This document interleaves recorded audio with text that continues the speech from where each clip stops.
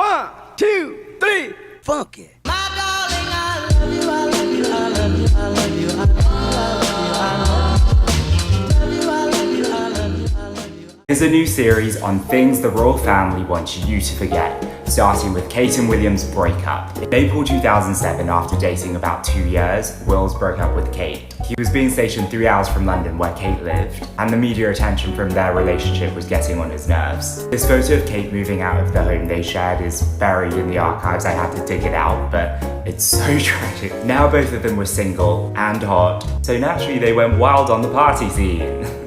Over this period, William realised Kate was the one, so he invited her to a party 2 months later at the barracks, where she showed up dressed as a sexy nurse. Let me know if you see it, because I don't. They had a little DMC, he begged her to take him back, and for all the romantics out there, the rest is history.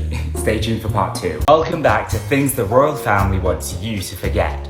Today we're talking about their history of racism. For 3 centuries, the monarchy enabled the trading of over 3.1 million African slaves. Elizabeth I publicly supported slave trading and even donated royal ships towards the cause. The monarchy has never publicly apologized for supporting the slave trade, but I say there's no time like the present, Elizabeth. This was Queen Victoria's attendant, Abdul Karim. The rest of the royal family tried to get him removed because of the colour of his skin, and they eventually succeeded when they sent him abruptly home after Queen Victoria died.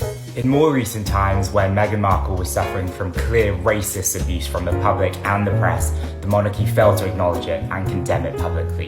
Harry dressing as a Nazi. Literally everything that's ever come out of Prince Philip's mouth. There'll be a follow-up on this, stay tuned. That time Prince Charles had a fit when Prince Harry was born with red hair. He was so angry and disappointed that he blamed Diana. And then an hour later left her home alone with newborn Harry to go play polo. This is everything that will happen when the Queen dies. On the day Queen Liz dies, Charles will become king, but in doing so, it starts Operation London Bridge. Operation London Bridge is the 12-day plan for what will happen when the Queen passes away. First, the Queen's private secretary will call the Prime Minister and tell them London Bridge is down. Once other heads of state are informed, the news will be shared with the UK press. A notice will also be put up outside Buckingham Palace and on the royal website. Flags across the nation must be lowered to half-mast, all bells must stop, and both houses in Parliament are expected to gather. On the evening of his mother's death, Prince Charles will address the nation. Britain will then enter a 12-day mourning period. During this time, the BBC is banned from showing any comedy programmes, and all coverage must be around her death. On the 4th day after her passing, the Queen's coffin will be moved to Westminster Hall and visitors will be able to pay respect. On the 9th day after her death, all businesses are expected to close. And finally, on the 12th day, her body will be moved to Westminster Abbey for her funeral before she goes to her final resting place at Windsor Castle. Hello, welcome back to Things the Royal Family Wants You to Forget.